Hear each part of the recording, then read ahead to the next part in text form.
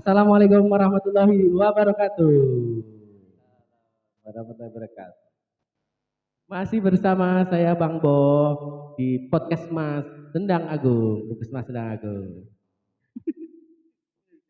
Ya ini di sini saya akan berbincang-bincang bersama Bapak Kepala Puskesmas Sendang Agung. Kita sambut saja Bapak FX Dedi Subagiono. Yeay. Gimana Pak kabarnya Pak? Sehat-sehat, Bang. Aduh, alhamdulillah. Sehat-sehat. Gak tanya kabar saya Pak? Gimana, Bang? Kabarnya, Bang? Kabar saya sehat Pak, alhamdulillah Pak. Oke.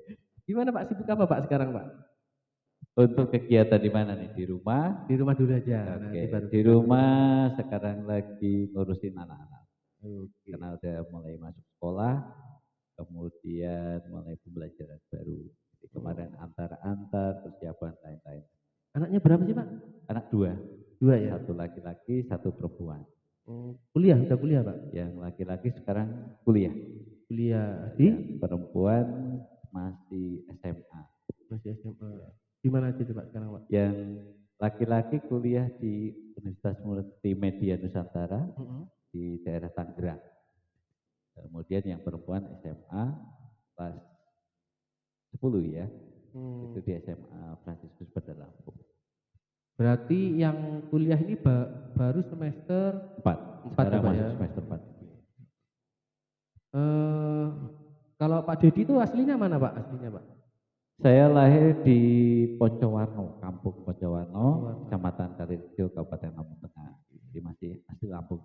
Asli Lampung ya Pak? Suku Jawa. Tapi perjalanan Pak Dedi bisa ke Puskesmas Sendang Agung itu gimana Pak? Ya, saya menjadi tenaga pegawai negeri sipil itu tahun 2005, tepatnya di bulan Februari, ya, menjadi pegawai negeri sipil, tugas langsung di Puskesmas Poncowarno. Kemudian tahun 2010 saya mengajukan pindah karena jarak yang lumayan jauh. Saya mengajukan pindah di Puskesmas Sendang Agung. Waktu lalu Puskesmas Sendang Agung masih di Puskesmas yang lama, yang tempatnya dekat di Pasar Sendang. Gitu. Berarti tahun 2010 baru pindah ke sini Pak ya? Iya. Tahun 2010 saya masih SMA itu Pak. Masih SMA. Masih kecil dulu Mas. Masih kecil Pak. Tapi nggak kecil-kecil banget sih. Kalau dulu kecilnya ukurannya berapa Pak? Dulu saya sempat pernah 78 Pak. 78? 78 bobot saya itu. Tapi semenjak saya di Jogja itu naik drastis Pak. Ya karena makan apa aja bisa kebeli sih Pak. Oh gitu. Aduh, terus ini Pak, bagaimana Bapak bisa menjadi Kepala Puskesmas Sendang Agung Pak?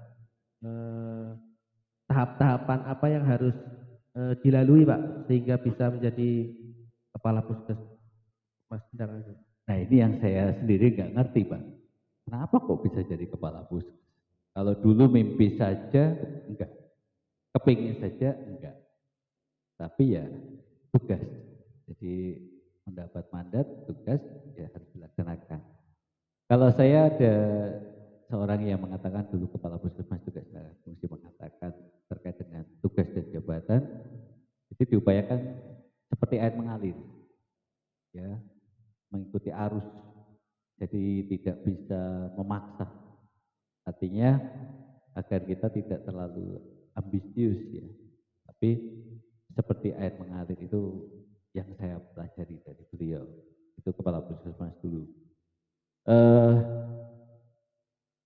Saya kemudian itu ada apa ya namanya, sesuatu yang bisa saya pelajari dari Kepala Puskesmas berikutnya juga. Jadi saya nggak tahu ya apa beliau mempersiapkan saya atau saya berjalan itu seperti dipaksakan untuk harus tahu semua. Nah, dulu waktu beliau menjadi Kepala Puskes, saya diminta untuk menjadi tenaga prokes, saya ikuti. Kemudian tenaga TU saya ikuti.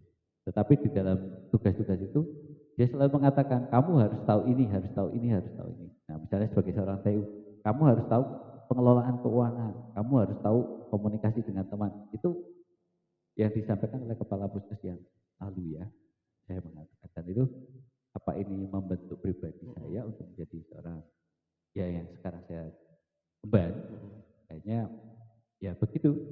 Kalau tahap-tahapnya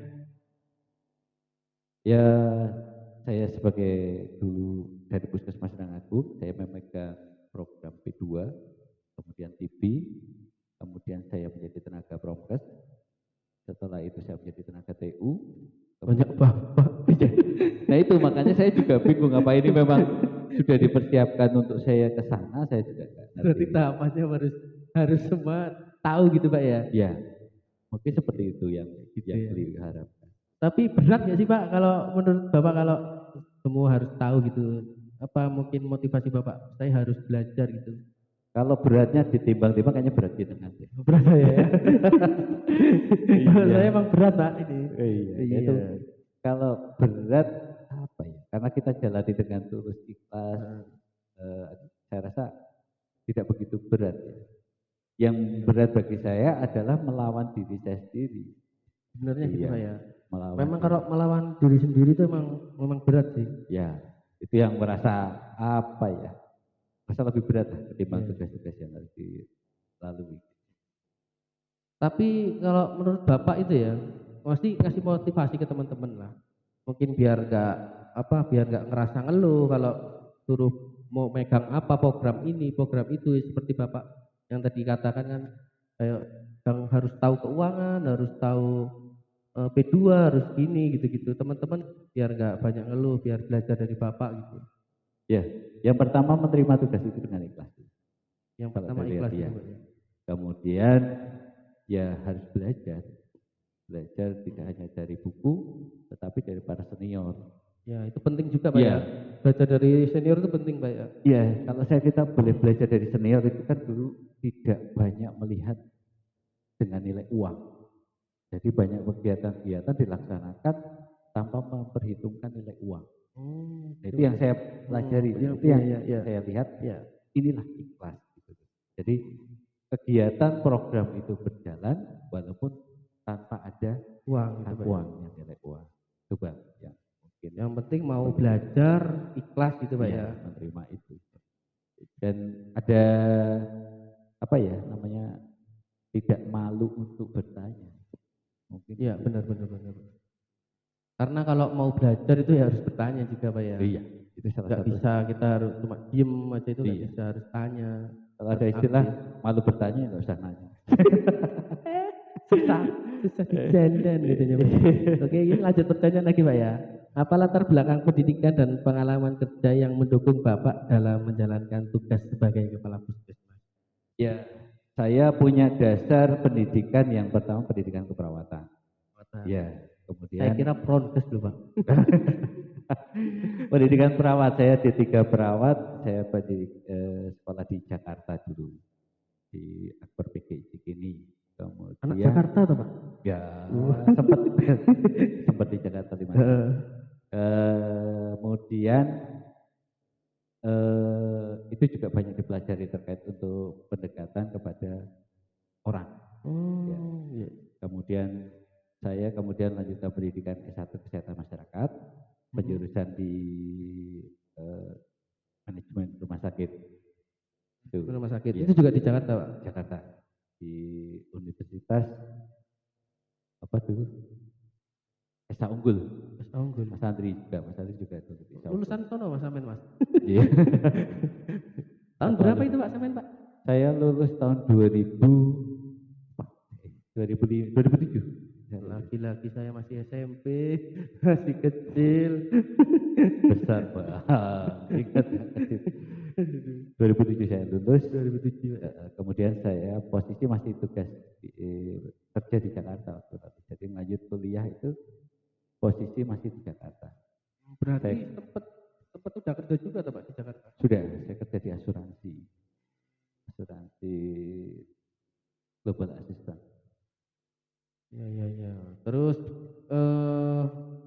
lanjut Pak, mungkin ini yang tadi pertanyaannya tadi belum kejawab ya.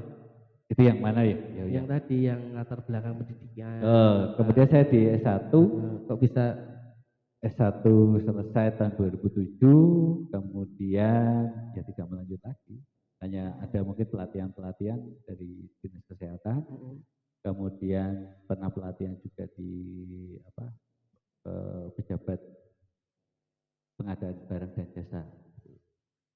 Oke. Nah, inilah coba ya.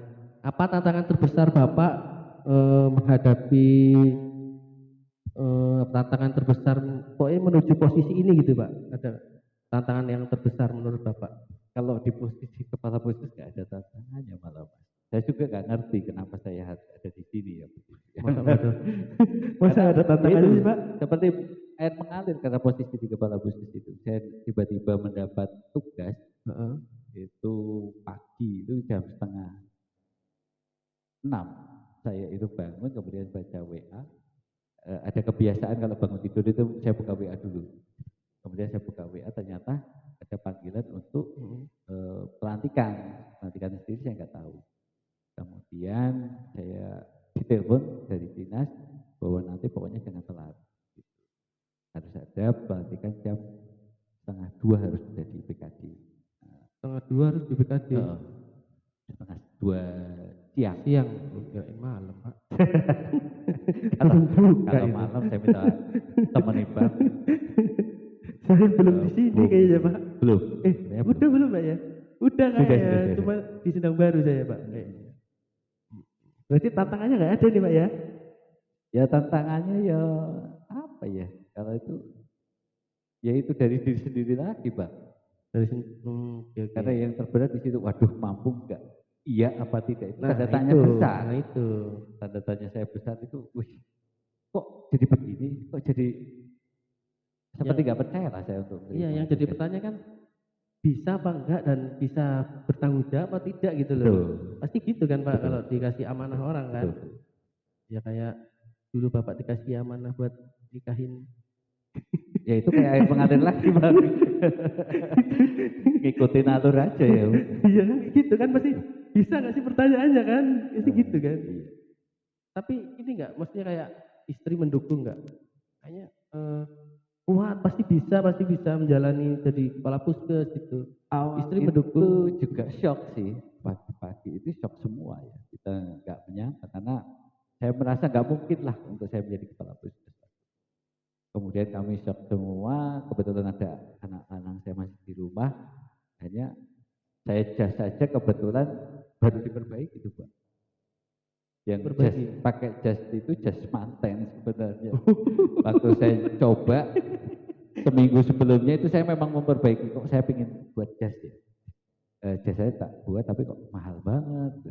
Jas yang lalu perbaiki aja karena yang nggak muat ini cuma lengan. Sampai norak ngomong karo aku. Jasku ono, sing benar gue bujur ono. Emang gagal lucu Mbak. Oh no, gitu jasku.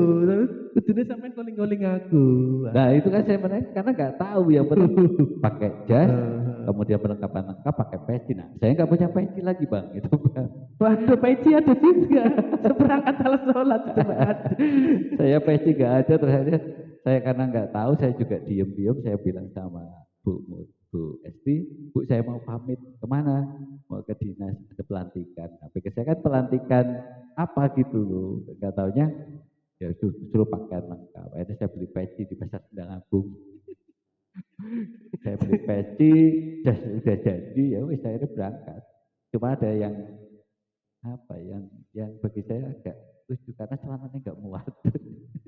Untuk ketutup jas. jadi apa kancing yang bagian atas nggak saya kancing gitu karena nggak muat. Saya juga pernah Pak ngalamin. Tapi ada kebanggaan tersendiri nggak Pak pas dilantik? Wah kok bisa sampai ini sih, sampai segini gitu ya? Maksudnya ada terharu gitu nggak sih? Iya pasti. Terharu. Terharu yang bagi saya membuat saya terharu jadi ingat orang tua. Orang tua saya ya, karena orang tua itu tidak mempunyai pendidikan yang tinggi. Orang tua saya itu hanya SMP. SMP pun SMP dewasa. Beliau dulu juru imunisasi di Puskesmas Bangunrejo dan Bontowono. Jadi pindah tugas dari apa tadi? Juri imunisasi. Oh, boleh Pak? Ya tukang suntik imunisasi. Oh. Itu kalau kalau sekarang kan udah program imunisasi ya. Oh iya. Kalau dulu itu yang nyuntik itu jurim. Oh juri. Ya, jadi tukang suntiknya jurim. Jadi pelaksana pembagi imunisasi itu jurim. Itu pendidikan Bapak cuma SMP. SMP. Berarti terharu Pak ya situ Pak ya. Terharu. Di situ saya ingat Bapak, benar-benar saya ingat Bapak. Bagaimana kok apa ya, Bapak yang hanya seorang yang sederhana, kemudian hanya seorang jurim, kemudian petani dan Bapak itu orangnya lugu lah istilahnya, tidak neko-neko, dan itu bisa membuat saya kok sampai setingkat ini gitu. Itu ingat saya. Ya, lanjut pertanyaan Pak ya. Bagaimana Bapak memastikan koordinasi yang baik antara tenaga medis, staf administratif dan dinas kesehatan Pak? Oh iya, nah ini yang Nah, ini. tantangan setelah menjadi kepala puskes. Nah, Tantangannya cukup berat ya bagi saya, ya. apalagi saya istilahnya dikatakan senior juga tidak, junior juga enggak, saya posisi tengah-tengah. Dan di puskes ini kan masih banyak yang senior dan masih banyak yang punya kemampuan lebih ketimbang saya. Nah ini yang cukup menurut saya bagaimana saya harus berpola berpikir untuk menyatukan ini, Pak. Ini yang cukup buat saya, apalagi sekarang tambah lagi banyak anak-anak muda yang kayak Baku. Nah, itu Ya. kan masih muda, terus komunikasinya pasti berbeda. Kayaknya sulit. Ada Mbak Okta yang komunikasi Iya. juga berbeda, Mbak Arif berbeda, yang senior itu yang tantangannya terberat itu. Waktu sudah menjadi. Cuma kan pengalamannya lebih ke Bapak kan. Ya. Ya, kalau Nah, itu kita kan yang masih muda-muda perlu belajar, betul. perlu dibimbing juga. Betul. Pak. Yang penting mau atau enggak ya. Mau lah Pak. Nah, kalau untuk itu yang memang terberat di komunikasi, harus komunikasi ke bagian atas, kemudian ke bagian yang di bawah, istilahnya masih muda. Bukan. Kalau yang ada sedikit berat juga, saya itu orang yang susah untuk bergaul. Masa sih Pak? Iya. Perasaan sampean komunikasinya bagus juga. Nah, ini yang menjadi bersyukur saya dimasukkan di dulu ada kepala puskes itu memasukkan saya menjadi promkes. Di situ saya belajar untuk berkomunikasi. Nah, ternyata tenaga kesehatan itu harus bisa ngomong. Nah itu emang harus bisa ngomong Pak. Itu kalau nggak ngomong berarti bukan tenaga kesehatan. Istilahnya ya pakai bahasa isyarat ya. Nah ini yang memang akhirnya di promkes itulah membantu saya untuk bisa ngomong. Harus. Iya. Makanya itu berarti emang kalau menyatukan itu harus komunikasi juga Pak ya. Ya. Ada komunikasi. Komunikasi itu menjadi hal yang penting ya. Saya rasa. Oke, lanjut pertanyaan Pak. Apa inovasi atau program unggulan yang lebih baik Bapak terapkan untuk meningkatkan pelayanan di puskesmas? Ya. Waktu saya menjabat sebagai kepala puskes memang sudah ada program-program yang memang ada masalah di puskesmas Agung, tetapi harus diselesaikan. Nah, kebetulan kan waktu lalu saya memegang program TB. Nah, jadi saya mau mengangkat untuk pengentasan penuntasan permasalahan TB. Ternyata masalah TB itu tidak hanya masalah ada di penyakitnya, tetapi masalah sampai tingkat ke keluarga. Contoh begini, masalah TB itu orangnya sudah sakit. Biasanya orang TB itu diderita oleh orang yang ekonominya di bawah. Nah, itu kan harus diselesaikan. Tapi tidak hanya di penyakitnya, tetapi di tingkat rumah pun harus diselesaikan. Karena ada kasus yang pernah saya tangani itu masih muda ya, masih gadis. Umur berapa? Sama Mbak Okta lah masih gadis. Kalau sekitar umur 19 waktu lalu. Kemudian sampai umur 21 ya waktu selesai pengobatan. Ini yang cerita saya waktu pengelola TB itu ada pasien TB inisial A ya, masih gadis, kemudian mendapat pengobatan. Setelah 3 bulan hilang. Hilang di mana Pak? Hilang, artinya tidak melanjutkan pengobatan. Oh. Kemudian saya cari di rumahnya. Ternyata sudah pergi ke Jakarta. Orang itu tadinya sudah tidak mau komunikasi lagi, tidak mau ngomong. Sampai akhirnya dia berani menyapa, berani senyum. Kemudian saya datang ke rumahnya, pergi anaknya ke Jakarta. Akhirnya kan pengobatannya putus ya. Dan itu tidak ada ngobrol ke kami buat dia. Karena dia merasa sudah sehat, badannya sudah gemuk. Nah 10 kilo Bang. Dari badannya yang kecil sampai bisa gemuk. Itu naik 10 kilo. Kemudian tidak lama, kalau nggak salah 2 atau 3, apa 6 bulan ya, datang lagi, sudah kurus lagi. Menatap saya itu nggak berani. Waduh. Kemudian karena dia dicek kembali, BTA-nya positif. Artinya kan dia harus pengobatan ulang dari pengobatan kedua, kategori 2, dan itu suntik tiap hari. Suntik kanan kiri setiap hari. Pantat kanan, pantat kiri, itu setiap hari. Sampai dinyatakan negatif hasil labnya. Itu kemudian anak ini sudah dikatakan negatif di pengobatan yang periksa lab yang bulan kedua, lanjutkan sampai yang selesai.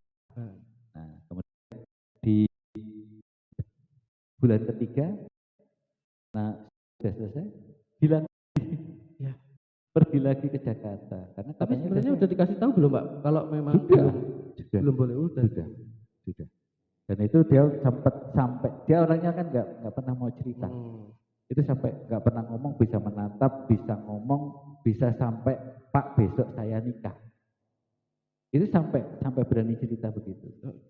Kemudian pergi lagi, hilang lagi, nggak tahunya ke Jakarta lagi. Dan akhirnya pulang dengan kondisi yang sudah kurus terentang dan akhirnya nikah. Dan permasalahan, nah dari situlah saya mau berpikiran bahwa TB itu nggak bisa dituntaskan hanya di pengobatan, tapi sampai tingkat rumah. Sampai dia benar-benar ekonomi harus tercukupi. Kemudian yang pas saat pertemuan di Riksewu, memang ternyata harus bekerja sama dengan dinas instansi lain seperti Perkim, kemudian dinas sosial untuk membantu mereka-mereka yang dengan masalah TB. Nah, di situ pemikiran saya akhirnya mengangkat untuk program inovatif pentas TB, ya, pengentasan masalah TB. Jadi bahwa TB harus disediakan dari tingkat pengobatan sampai tingkat rumah. Ini sama halnya dengan pasien jiwa. Iya, karena jiwa juga kan tiap tahun naik, toh Pak. Iya. Di Lampung Tengah kan. Iya, terutama sedang ya. Iya. Sekarang sekitar 120-an pasien jiwa ya. Kemarin juga pas Akri kan dapat masukan juga kan kemarin kalau untuk jiwa juga harus dimasukin ke inovasi juga kan. Iya, betul. Nah, itu masuk pentas jiwa. Tapi memang cukup berat ya untuk menyelesaikan program inovatif yang berkaitan dengan dinas lain, pentas sektor. Itu agak berat. Susah karena kita nggak bisa sendiri. Untuk kasus TB, kasus jiwa itu hampir permasalahan kesehatan lah, hampir semua itu tidak bisa kita bisa tuntaskan sendiri melalui dinas kesehatan. Tetapi harus bekerjasama dengan dinas lain. Untuk pemegang programnya siapa sekarang Pak? Untuk yang mana ini? TB. Untuk TB dulu Mbak Yuyun, sekarang Mbak Siswati. Bu Siswati. Iya, Siswati. Oke. Untuk pertanyaan lanjut Pak, dalam menghadapi keterbatasan sumber daya, bagaimana strategi yang Bapak terapkan agar pelayanan tetap optimal? Ya, sumber daya kita dari dulu sampai sekarang banyak sekali kekurangan. Nah, itu butuh perencanaan yang baik ya. Makanya karena dengan keterbatasan sumber daya, tidak hanya sumber daya manusia, sumber daya dana juga, ini butuh perencanaan yang baik. Nah, inilah yang menjadi pemikiran di kita bersama Puskesmas Agung untuk membuat perencanaan tidak hanya di sumber daya manusia. Kalau perencanaan sumber daya manusia kita akan masukkan dalam Renbud, rencana kebutuhan. Ya, itu memang ada aplikasi tersendiri. Itu ada penghitungannya sendiri. Kemudian kita juga menyesuaikan dengan PMK, ya, peraturan. Disesuaikan itu Pak? Iya, ya harus. Standarnya seperti apa? Gitu. Tapi juga harus melihat situasi yang ada di Puskes. Ya, kalau memang banyak hal-hal yang perlu dimasukkan, ya dimasukkan. Juga melihat juga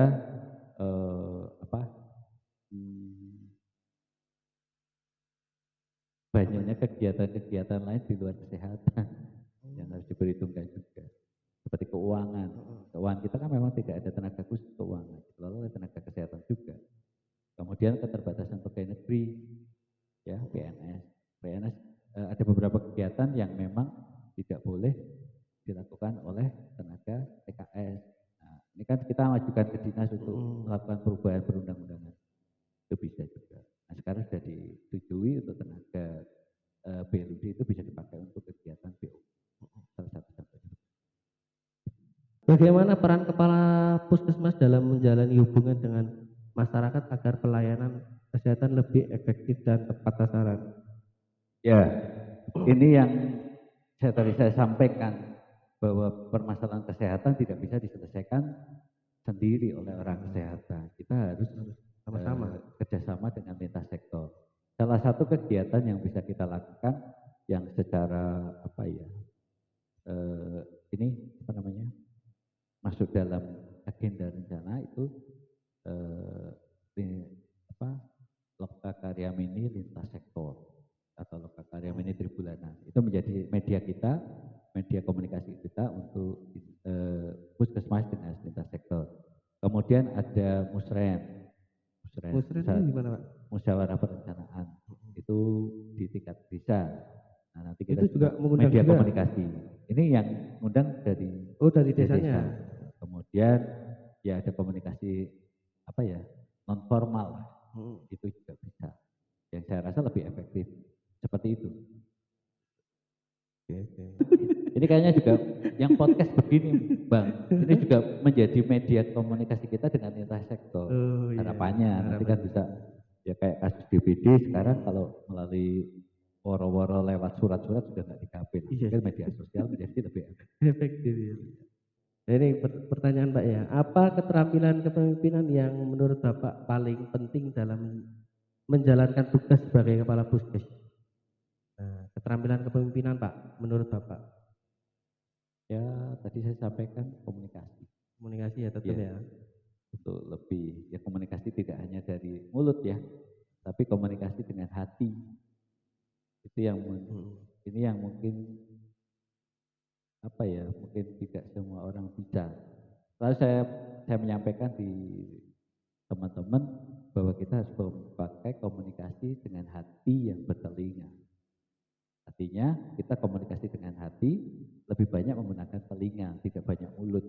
Artinya tidak banyak mengatur ini, tapi lebih banyak, saya lebih banyak mendengar. Kemudian keterampilan untuk melayani. Keterampilan melayani maksudnya? Ya, sebagai seorang pemimpin atau kepala, bukannya dia harus dilayani, lebih baik untuk melayani. Sama-sama gitu Pak ya. Artinya saya, kemudian satu lagi keterampilan untuk saya bisa ada di posisi saat ini. Tengah. Bukan saya lebih tapi harus kalau istilahnya gembala wedus, Pak. Kalau gembala domba itu kan si gembala itu harus kenal dombanya, juga domba harus kenal penggembalanya. Kalau dia nggak kenal cara untuk bisa berkenal dengan mereka, ya harus ada di posisi dombanya. Pak ya. Bisa duduk bersama, bisa jadi makan bersama, yang dimakan di rumput, di nasi kan. Benar. Nah, ini terakhir nih Pak, pertanyaan terakhir. Ini kan ada teman-teman ini buat saran kita, buat motivasi kita Pak, buat tenaga medis yang masih muda ini. Biar berkarir terus dan menjadi kepala puskes di masa depan mungkin ya Pak. Untuk muda-muda ini ada Mbak Okta, ada Mbak Arin, terus teman-teman yang lain Pak. Dikasih motivasi mungkin biar bisa berkarir. Berkarir apa berkeluarga Mas? Ya berkarir Pak. Kalau bisa berkeluarga atau berkarir? Berkarir. Mungkin menjadi di masa depan nggak tahu. Kalau untuk yang muda-muda jangan pernah berhenti untuk pernah berhenti untuk belajar. Harus terus belajar. Situasi apapun kalau bisa dimanfaatkan untuk belajar. Belajar kan tidak harus dengan ilmu yang di sekolah, tetapi dengan sekitar saja kita harus belajar. Dengan jenengan maaf, ini yang energik, ini yang lincah, walaupun badan gede apa gemuk apa ya, badan yang besar tapi jenengan tetap lincah. Nah, saya belajar kok bisa ya seperti itu. Gitu. Kemudian ada yang pernah saya cukup menarik, ini tadi ingat domba lagi. Waktu lalu saya ada kambing itu kan ada anaknya, dia ada daun apa singkong, tapi kan anaknya nggak bisa gapai. Di kambing itu bibit apa simboknya itu narik daunnya dimakan, pikirnya dimakan ya, ternyata dipegang tarik ke bawah. Nah itu saya belajar dari kambing. Jadi daun itu bisa dimakan oleh anaknya karena ditarik oleh simboknya. Nah itu dari kambing. Artinya kita belajar tidak hanya situasi dari orang, tetapi dari apapun yang ada di sekitar kita bisa belajar. Nah jangan pernah lelah untuk belajar, kemudian untuk pelayanan. Semangat, karena kita orang kesehatan itu kuncinya ada di pelayanan.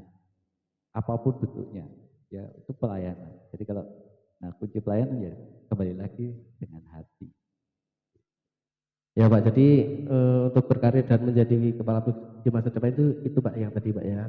Iya, ya tapi juga banyak hal ya boleh. Ya Banyak, boleh masih banyak. yang tadi.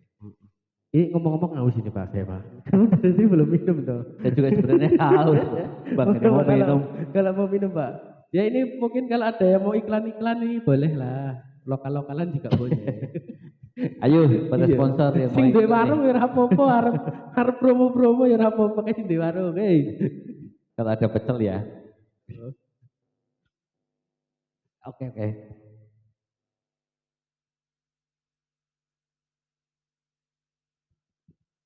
Ini baru kali ini ada kepala puskes minum nggak pakai gelas, dicucuk.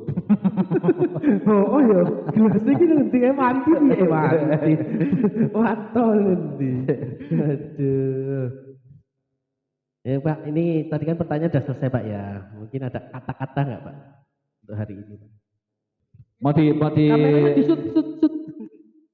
Kamera disut ya. Kata-kata hari ini Pak Dedi. jangan lelah untuk berbuat baik. Nona. Simpel. Memang kuncinya itu Pak. Terima kasih Pak untuk waktunya hari ini. Semoga bisa bermanfaat buat kita semua dan mungkin dari masyarakat juga. Oke, lain kali kita podcast lagi Pak. Boleh. Kalau ada. Soalnya ini kita masih coba-coba. Oke. Tapi harus dikembangkan Pak. Iya, amin. Ya, Amin. tapi jangan bodinya karena kasihan kursinya udah gak muat, nanti kembangkan dikit lagi Kak. Iya makanya itu Pak. Kayaknya harus disusutin ini. Apa aja Pak? Kursi ini. Kursinya. Oke. Terima kasih Pak Didi ya. Oke. Sehat-sehat. Sip. Terima kasih Bang. Saya juga Bang. Ya. Oke, sukses selalu untuk Bang Bung. Oke. Podcast Mas sedang aku. Amin. Keren. Keren Pak ya. Next time ini akan lanjut lagi di minggu depan. Podcast kembali lagi. Oke, next time. Assalamualaikum warahmatullahi wabarakatuh. Kita kembali bersama lagi di sini lagi bersama kita Bambang di sini.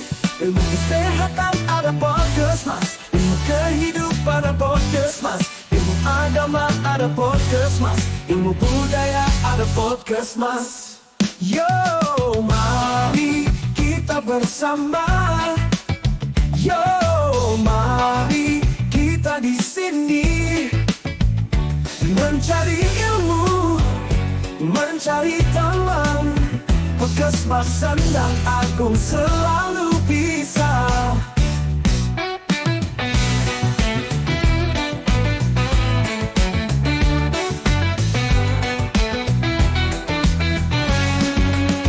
Kita kembali bersama lagi. Sini lagi bersama kita, ngomong di sini. Mau ilmu, tonton Puskesmas. Mau teman, tonton Puskesmas. Mari kita bersama. Mari kita di sini mencari ilmu, mencari teman. Puskesmas Sendang Agung selalu bisa. Aku tahu Puskesmas. Yes. Puskesmas di sini untuk semua.